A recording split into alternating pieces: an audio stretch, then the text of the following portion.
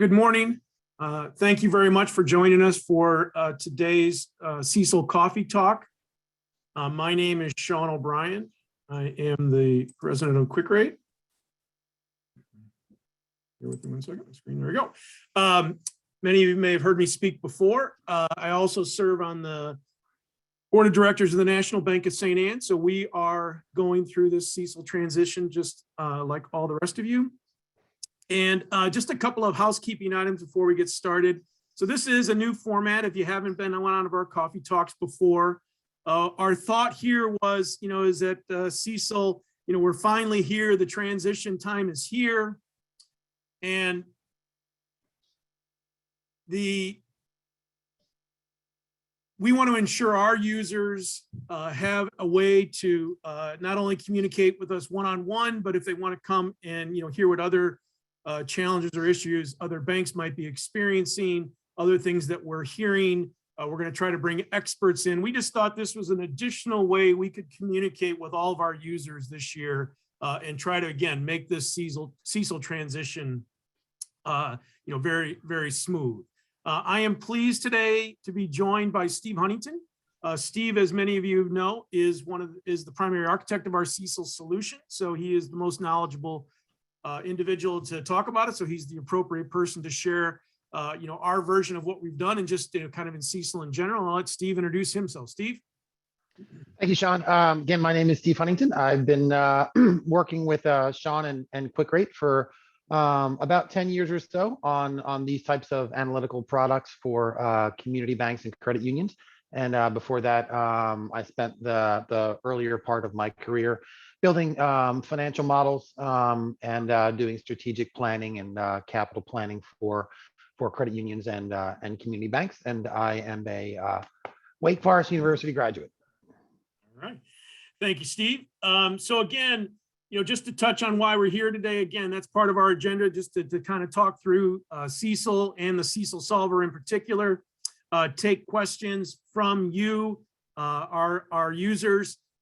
We'll also just touch on a couple of other topics, and then we'll share with you what's coming next. Again, we plan to have a monthly coffee talk, and our hope is that we'll even include some additional industry experts to talk through some of these things in addition to Steve and myself.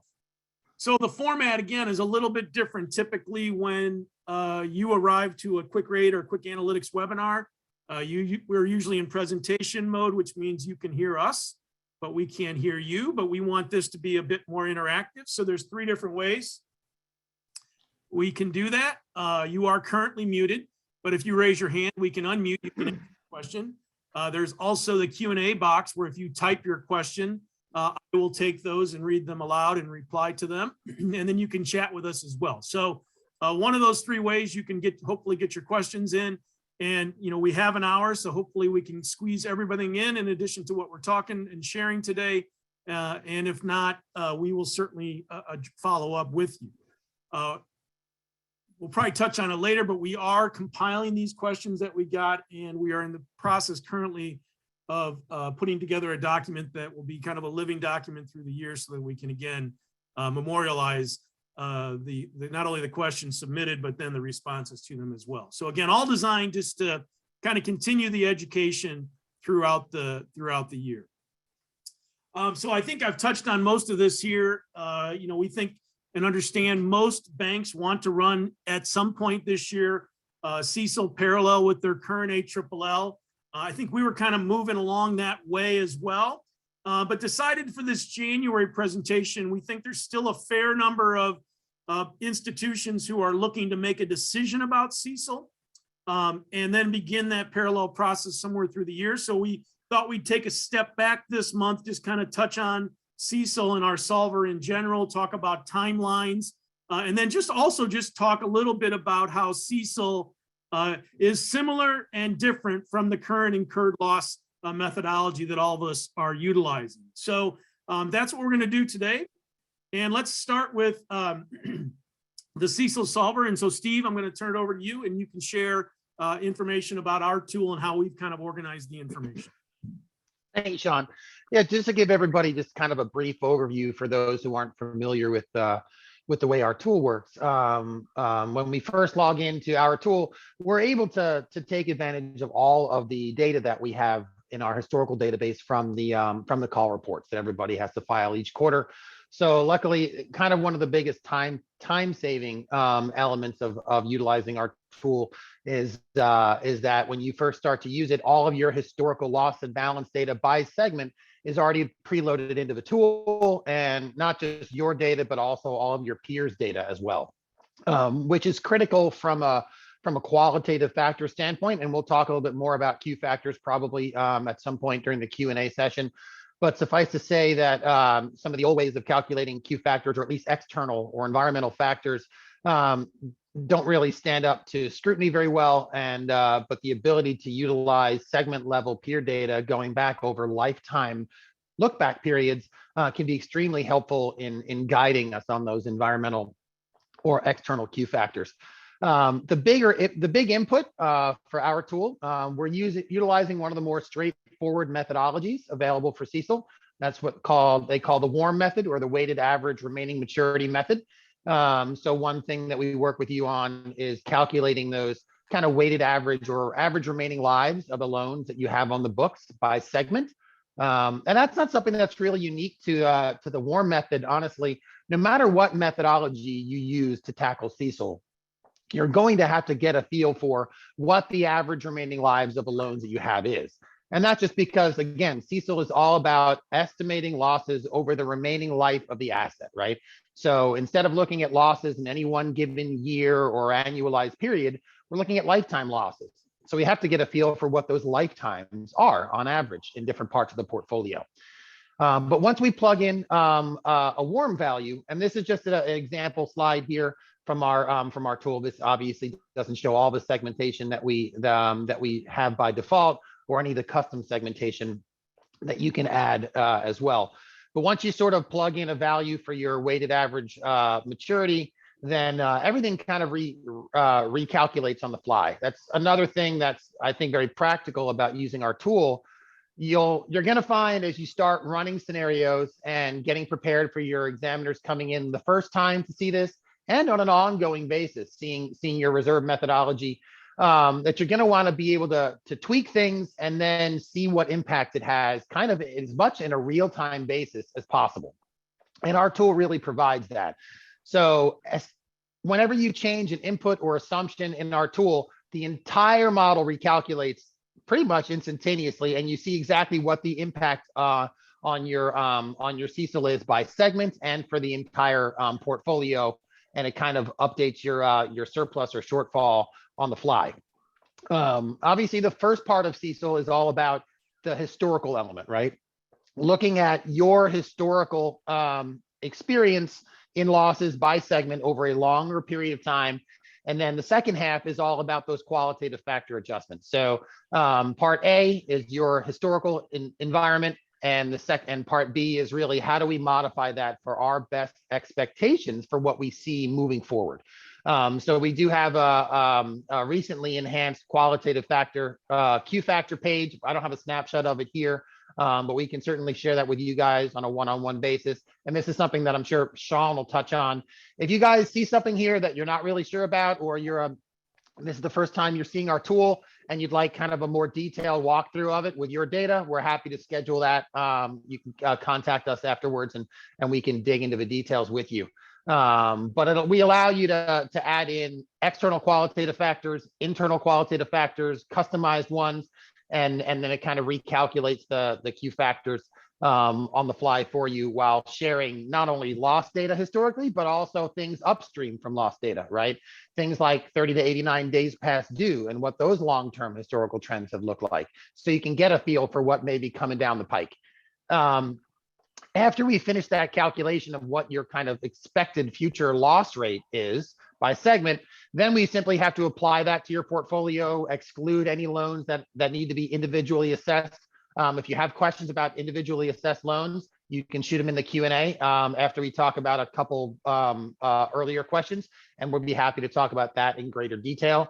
And then the math is pretty straightforward to calculate an implied CECIL amount by segment.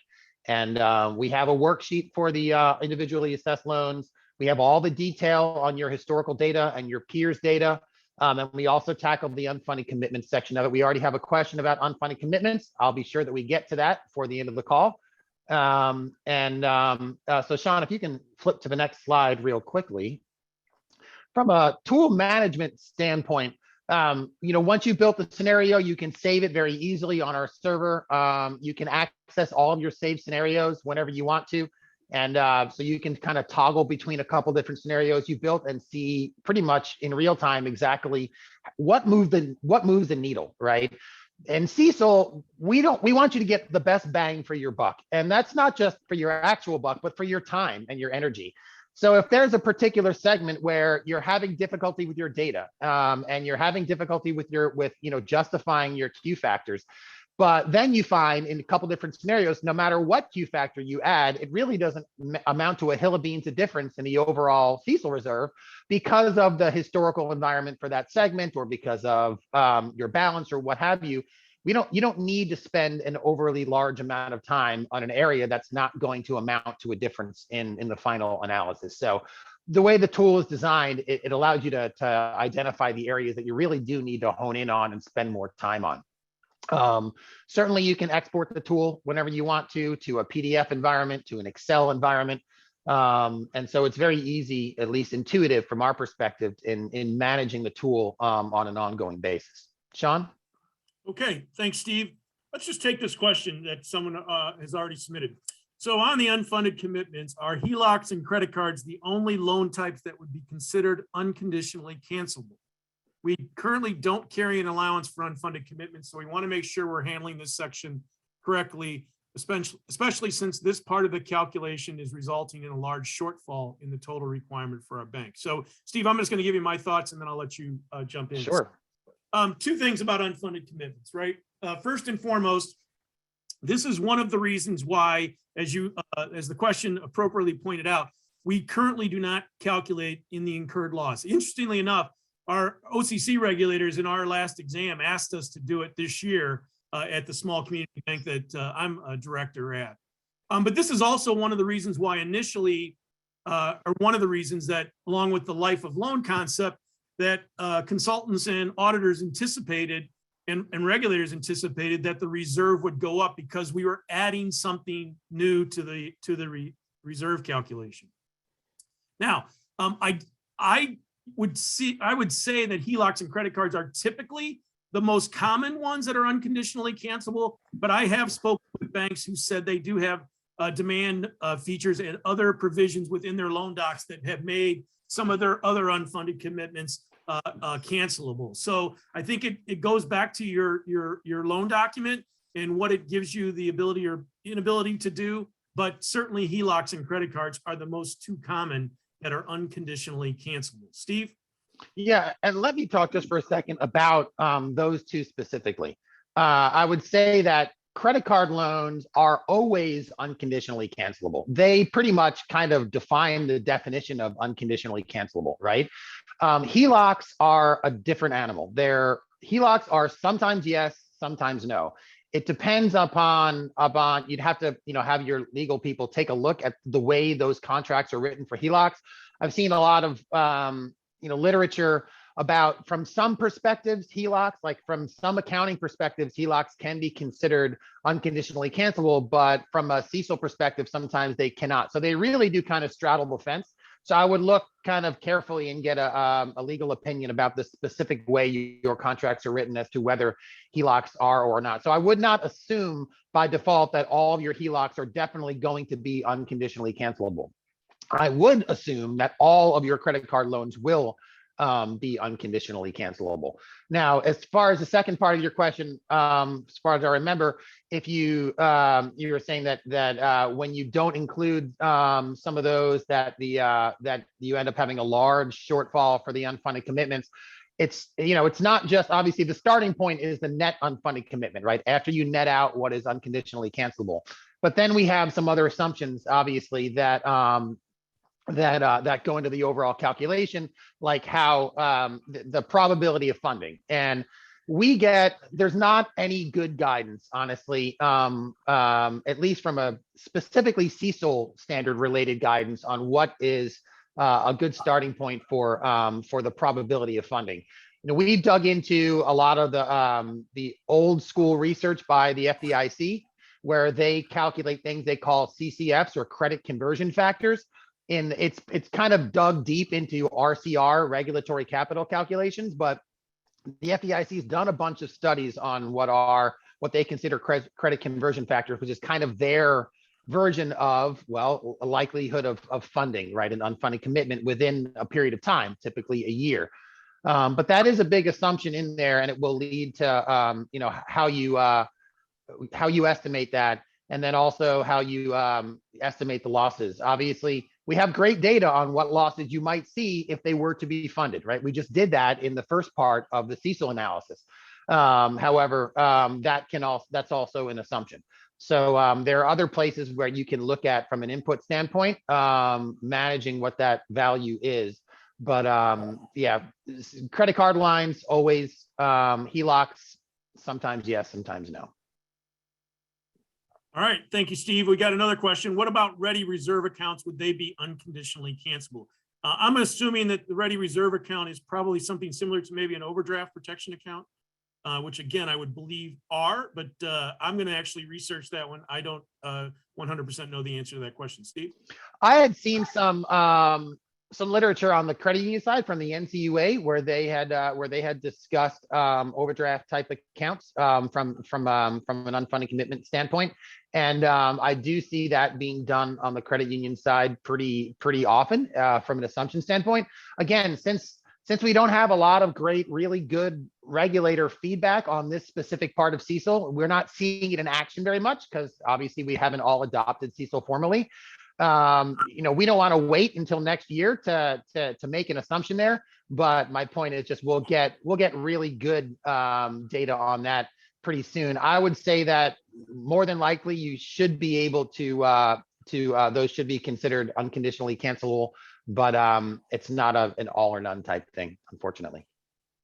Thank you, Steve. And I think this kind of illustrates why we're doing these, right? Because we believe, as you interact with your auditors and regulators, as we have more feedback from our banks, as we continue to have our discussions with auditors and regulators, we'll get more of these. And again, we'll make a living document on a lot of these questions. And again, is one of the reasons why we hope to, in upcoming coffee talks, bring in some accounting firms to kind of share their opinions on some of the questions that we've entertained in these initial coffee talk sessions. So thank you very much for the questions, and we'll keep moving. So again, we want to talk timelines. I will say personally, I think there's a fair number of banks who certainly began talking and making their decisions around CECIL last year. I think there's even a larger number of people and institutions who are going to make those elections here in calendar 2022. And so that was part of the reason why we decided to take a step back and just kind of remind everyone, the kind of the to-do list for this year. You may be at different stages of this, but obviously you're going to select a methodology. You're going to want to make sure you identify any necessary or available data. As Steve pointed out, that is one of the really big attractions and values we bring to our users, is giving you the ability to have all of your historical call report information by those loan pools at your fingertips. So we give you those immediate access to your historical losses, which is valuable.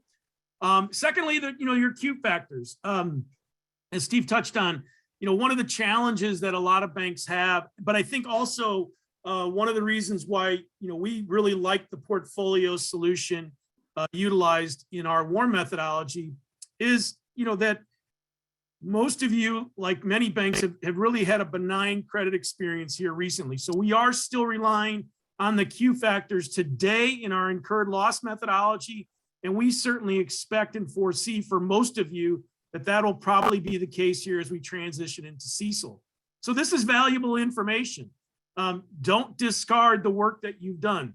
You have good longevity in calculating Q factors. Obviously with CECIL, we're going to make an enhancement or an addition to just include potentially a forecast of things that might impact your portfolio going forward.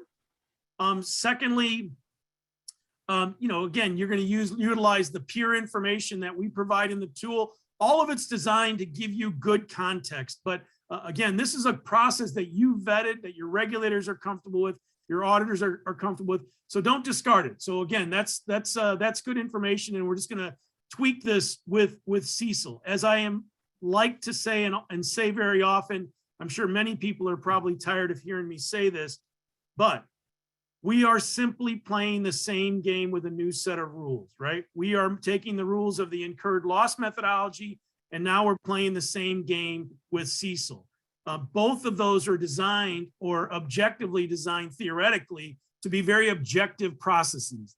And then you bring in the Q factors, which is a very subjective process, right? So it's one of the reasons why we think we don't want you to overthink this, but also why we think our solution is really valuable for community banks, because in some ways it takes the best of what we were doing in the incurred loss and really positions you well for these new rules of engagement. So again, don't lose sight of that fact. The weighted average remaining maturity, as Steve touched on, this is information that you're going to want to have, right? Because this will help you kind of get a sense over a historical life of loan. What type of losses have you seen in these different loan pools within your portfolio?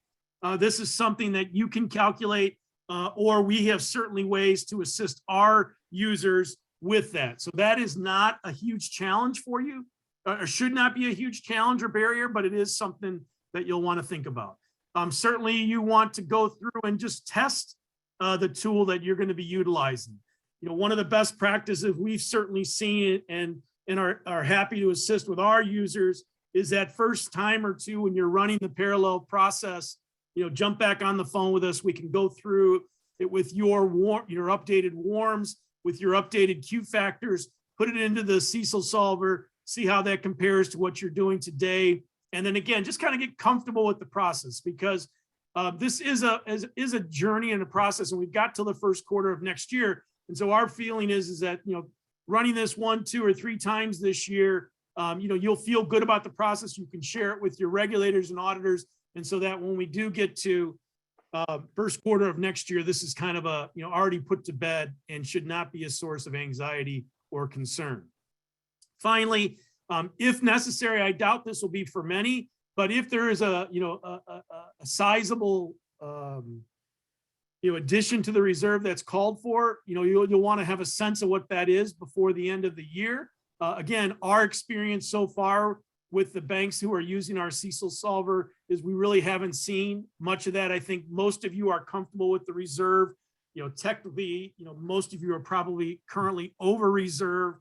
So I think that that's going to be the case, but there will be I'm sure some banks who potentially encounter maybe needing a little bit of a bump in reserves. And again, you want to have a sense of what that is before the end of the year. Steve, anything you want to add there? No, not at this point. Good. All right, good. Thank you.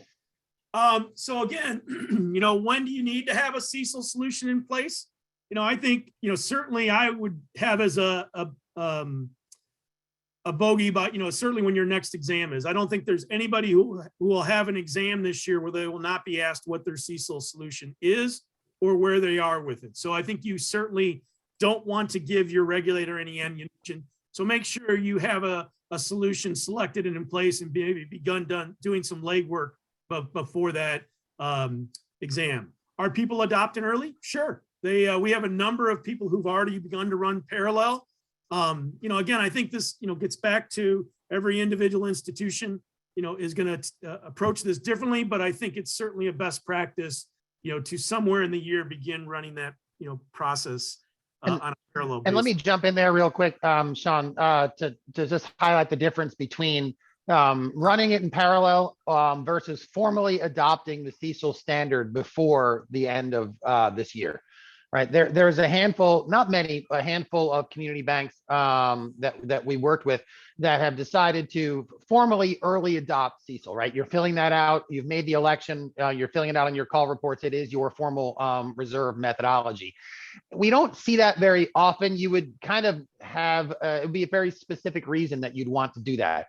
We've had a couple situations where a bank just had kind of a good long-term relationship with an examiner, and then that person left and they had a new examiner in, and their new examiner didn't really like the way they were doing things and thought that they needed to make some significant changes in their reserve methodology. And so they figured, instead of fighting this battle right now and then fighting a new one next year, if we were to adopt CECIL formally right now, especially since they had been running it in parallel for a while, and seeing that actually under CECIL, they believed that they could bring their reserve down slightly. And whereas their examiner was using the incurred loss under the incurred loss methodology, wanted them to bump it up. And so they said, well, if we go ahead and adopt early, we can kind of reset that conversation with our examiner, and instead of fighting the battle on incurred loss and then starting it all over again in 6 months or a year, let's just go ahead, adopt CECIL, and then start the new battle now under a methodology which we believe will lead to a slightly smaller reserve in their specific case. That is a very specific reason that you might want to adopt early, and that's kind of the only times that we're seeing it. Other than some, not that there are very many de novo institutions out there these days. There are a handful, and some of those that are looking at organizing and coming online this year are just going to go right to the CECIL standard, as opposed to trying to build a different reserve methodology in their infancy for a short period of time. Sean. Thank you, Steve. Good distinctions. Most of us are, some are procrastinators. A lot of us were hoping this thing would never come to pass, but yeah, there are a few actually jumping in early. So thank you for the distinction. Often do you need to calculate your warms, right? So, we're prepared if, for our users who, we're preparing it, we'll calculate it as often as you'd like. The practical answer is, once a quarter, semi-annually is probably sufficient for most institutions, what we've already seen. The warms don't change much month to month, quarter to quarter. So, I had a bank last week I talked to, they're just going to run it once a year because they don't anticipate a huge change to the portfolio. So there's no right answer. I think it's, I think for most people, just kind of, in a process and just, kind of the rhythm of it, they'll probably do it quarterly. But I think you'll find that the warms don't really move much quarter to quarter. So semi-annual may be more than adequate for your institution. We do have these are all reasons to, and these are all reasons to share a CECIL solution with your examiner as the earlier the better, because you can get feedback, right? You can run multiple scenarios and get feedback from your examiners as to, no matter what methodology you're using, they probably have a preconceived notion of where they want you to land at the end of all of this. And getting feedback now, when CECIL is not the law of the land yet, we have kind of a unique opportunity this year to share things with examiners and get feedback and not be on the hook for what those numbers show. And so not just with the CECIL amount, but also with the warm. And also, if you're running it quarterly, you can, get their opinion on whether they think you need to go through the trouble of recalculating it on a quarterly basis, or if they're understanding and cool with you doing it on a semi-annual basis. So getting feedback that will allow you to minimize the amount of time and energy you have to spend on this is what we're all trying to help out with here. Thanks, Steve. I got a question I'm going to get to. It's how often do you need to run CECIL? I think it's similar. We have banks who are doing it monthly. We have plenty who are doing it quarterly. So I would say that that's probably the most. And then we certainly have people utilizing the solution to running different scenarios. One of the advantages of having all of your historical data at your fingertips is you can look at different warm periods, different historical periods, going back through 2008, and say, if you had a warm of 4 years, what was the worst 4-year period we experienced, versus what we've seen currently. And so the tool allows you to very easily move back and forth between different scenarios. And again, can be very enlightening. In some ways, it's similar to a stress test where you really kind of identify, hey, what's the worst case scenario we've seen, and what's probably, the reasonable assumption. But again, it'll give you context and certainly help as you're discussing this potentially, or, answer any questions from a regulator or an auditor. Okay, so we did get a question. I think this is a good one. I think it's probably something we'll have to talk about with our IT team. But the question is, we did a calculation as of 12/31, updated our loan balances and ALLL balances of that date, but our output document shows the ALLL balance is as of 9/31 or 9/30/21. And so the question is, how can we get the current ALLL balance at the bottom of that page to show 12/31/21? since it's not a field we can type in. So I think, again, Steve, we'll have to maybe talk about this offline, but this is somebody who's obviously actually currently utilizing the CECIL solver. And so that may be something where we can make it a field you can override if you want to do that. But that's just off the top of my head, since it's one field, it's probably something, Steve, we can allow them to update. Yeah, certainly. We there's with some of the recent enhancements we've made, we allow you, of course, to, we've always allowed you to plug in current balances as of any point in time or any date you want. So the CECL reserve calculation will be as of that point in time. You can also modify the ALLL to be current as of the same date where you're plugging in the current balances. And there's a field where you can plug in what that current date is. If the question is really just that current date that we've typed in up top also applies to our ALLL, but on our output report, for some reason, it's just picking up a last call report date, the last quarter end date, and not that more current date that we plugged in. Then we'll just make sure that that's working properly. So yeah, if you just let us know in the comments who you are in the Q&A, that's we're the only ones that'll see that, and then we'll be able to test that and make sure that's working properly for you. Yeah, thanks, Stephen. I would say if you want to, you can just email us the output report that you have and we'll do it. But I think this illustrates, again, part of the reason we are having these, coffee talk things, right? I mean, there's certainly, as Steve said, we are trying to constantly evolve and improve the tool, and we're making, changes when necessary, but a lot of them are going to come from feedback from our users, right? Things that we can do to optimize what our solution does. So thank you very much for the question.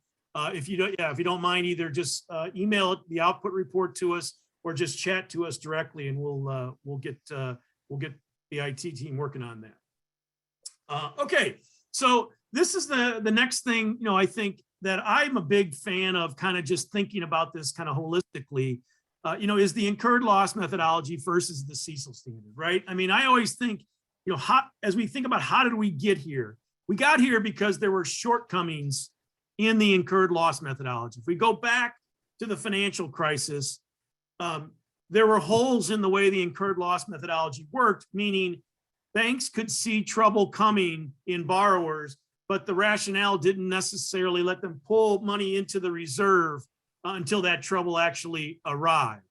Secondly, the unfunded commitments for borrowers who were in trouble, but still had open lines of credit that they were able to draw on. There was no way for the bank to pull that money into the reserve, per the standard. And so, as with any problem, right, you can't not address it, right? So FASB addressed it. They addressed it through the CECL standard. And what the idea was is that if we could add an element of looking forward, then we could bring in money into the reserve, solely based on that forecast. Secondly, they wanted to look at a longer life of loans, again, just as a way to build a reserve, because again, regardless of where you fall on the capital debate, right? Clearly, if you're a regulator or if you're an accountant, right, if you put more money into a reserve or hold more capital, the bank is going to be safer. How much that needs to be, that's really what we're discussing every time we do a CECL, provision. And that is a unique opportunity. But I think the important thing as we move forward was, one of the reasons we liked our solution in the portfolio warm method is there's some similarities, right? So there's clearly some differences, but there are some similarities. So this process, we don't have to completely unwind what we've been doing for a number of years. And so, Steve, do you want to take these?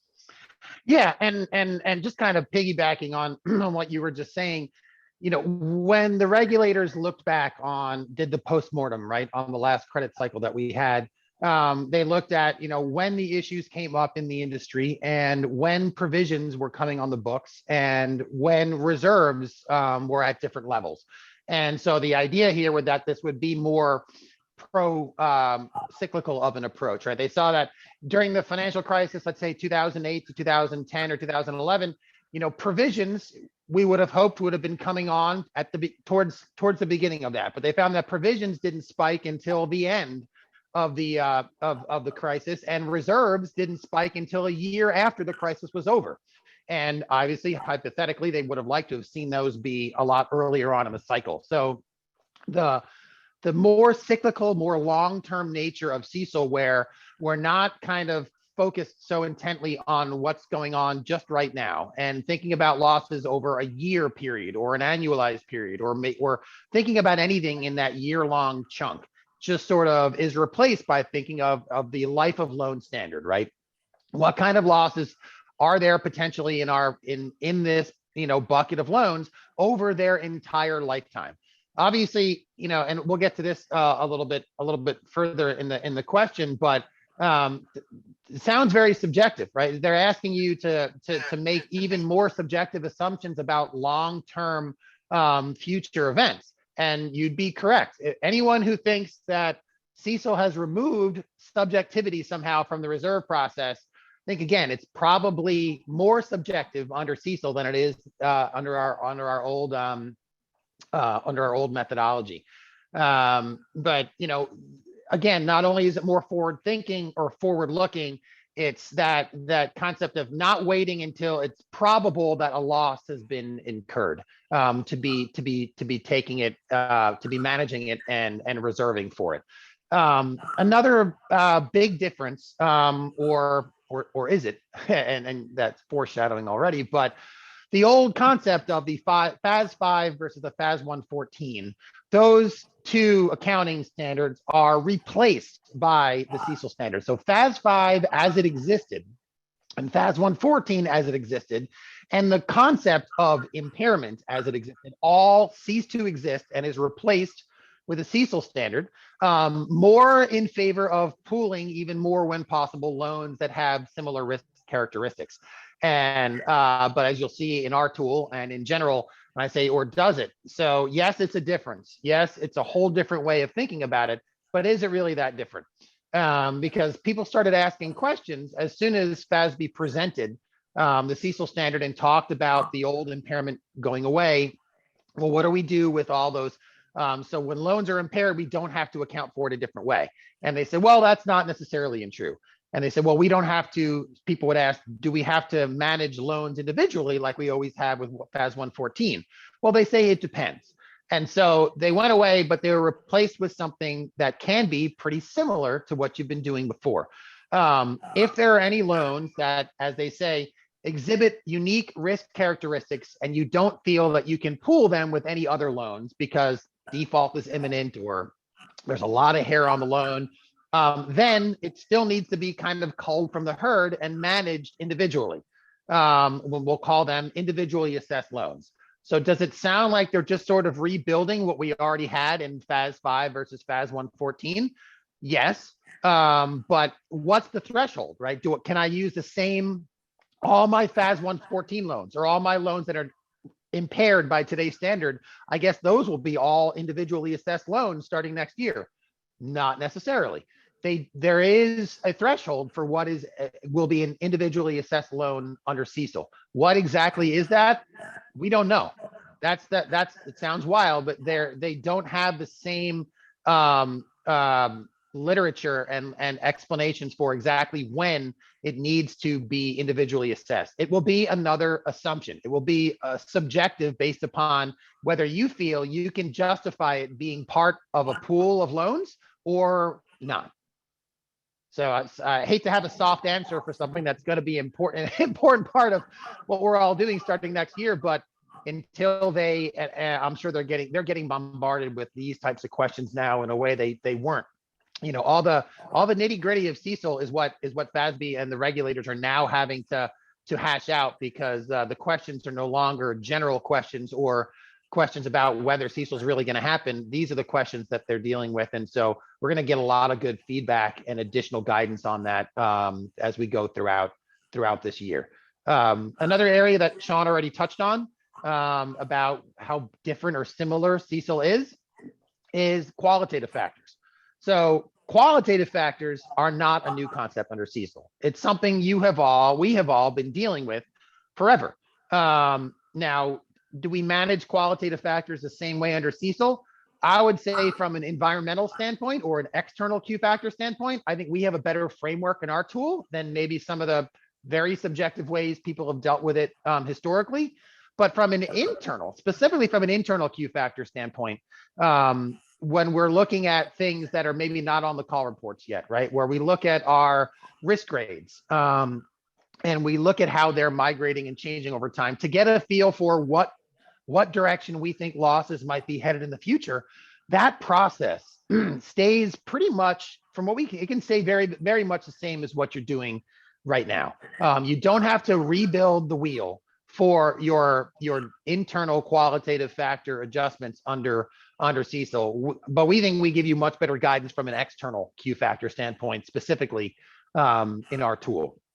And then finally, who are we? You have to think, who are we doing this for anyway? Right? A lot of us on this call today probably wouldn't have, aren't super excited, don't think that CECL is necessarily any better or more accurate than what we've always been doing. We don't necessarily disagree with you at all, but we're doing this to satisfy our accountants and our examiners.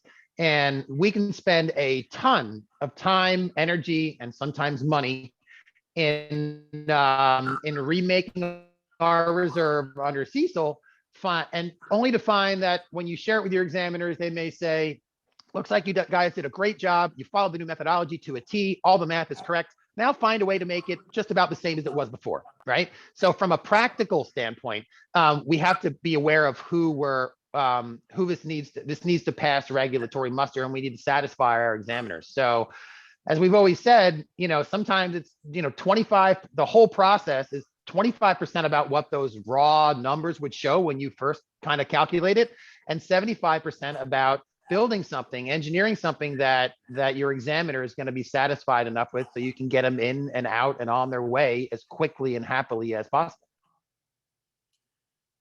Thanks, Steve. I would just add a couple of things. One, I think you had a typo in the anyways, which I kind of made me chuckle. But secondly, I think it's also important to recognize that the regulators are learning on this process as well, right? This is a FASB standard, an accounting standard. So did not originate from the regulators, but as many of them told me, like, we're learning too, and that's a process. And so I think, as Steve pointed out, right, a critical part of this is still your relationship with your examiner and kind of where they would like to see the reserve to be. And so I think that's really important. I think, as we move through some of these questions, I don't think for most of them, they're looking for a huge divergence from what you've been doing. Again, everybody's been comfortable with processes in place. We are all creatures of habit in some way.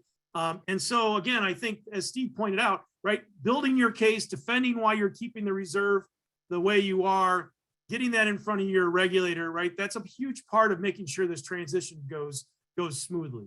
I don't think for most of us, we want to make a huge initial case that even though the methodology theoretically may call for a lower reserve, I don't know if we want to necessarily go there. I think, again, probably the calmest path is keeping it somewhere where we've been, and again, particularly if you've had a low or benign loss history. So just a couple of other thoughts on that. Again, going back to the concept of impairment, as Steve said, it again, theoretically goes away in FASB, but as we saw with the scale tool that was introduced by the Fed, they had a tab for individually assessed loans. And so again, we made sure within our tool, we give you multiple ways to deal with those individually assessed loans. And then certainly as we get more feedback through the parallel process this year, we'll make any changes if necessary. But, again, feeling good about where everything is right now. We think it's a huge part of not only understanding, how we built our tool and where our tool has been. We have included on our CECIL page a resources tab where we not only provide you with our user guide and methodology and our SOC report and our estimator tool for the WARM, but we show you the kind of the life cycle that CECIL has taken with the regulators. Again, this standard has been in effect since 2016.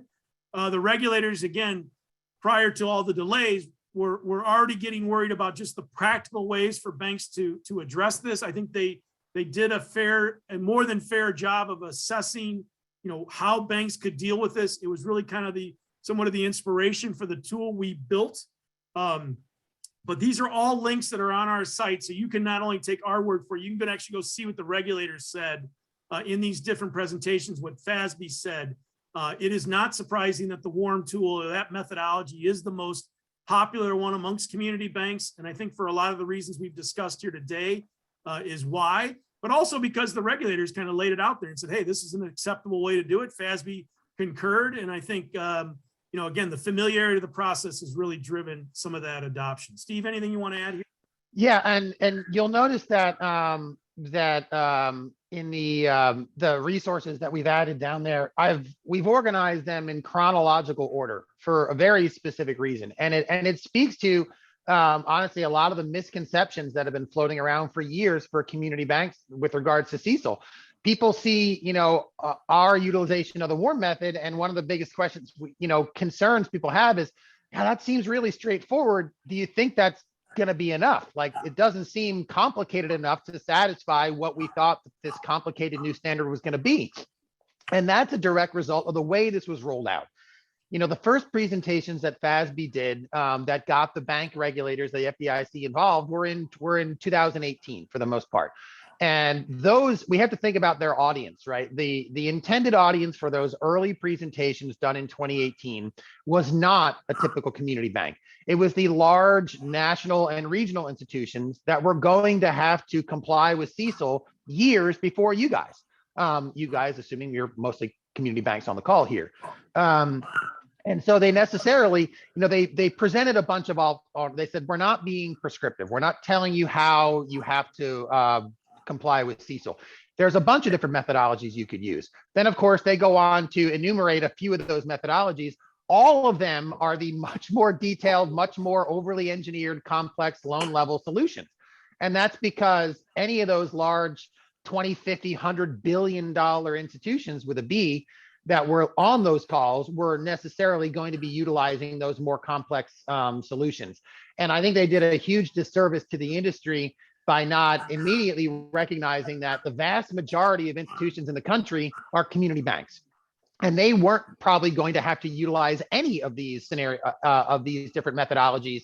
And so not putting more of an emphasis on straightforward methodologies like WARM for what amounts to 97% of the FDIC insured institutions in the country was probably not great foresight. So it took them another year and a half until early to mid 2019 before they came back to the table, did some of these regulatory roundtables with FASB and the FDIC and the Fed, and started discussing more straightforward, simpler solutions to CECIL, like the WARM method, that were certainly going to be acceptable for most community banks. And unfortunately, a lot of us who are the most forward thinking, the community banks who were on those 2018 calls and webinars, probably stuck their head in the sand and said, this is going to be a disaster. I don't want to think about this until I have to, and missed a lot of the follow-up guidance, which actually would have put their mind at ease that this does not have to be rocket science.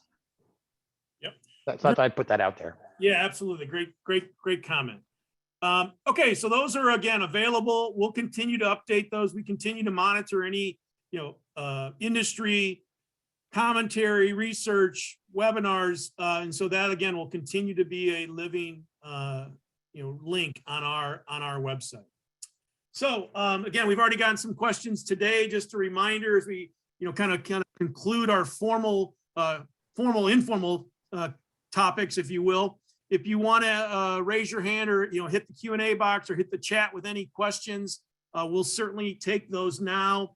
As we're waiting for any of those to come in, I'll remind you, again, whatever you're thinking, either subscribers or people interested in taking a look at this, we have more ways where you can learn more. Again, in February, we will have another coffee talk where, again, we'll find some new topics to address, certainly entertain some of the questions we've received in previous ones and address those and make them available.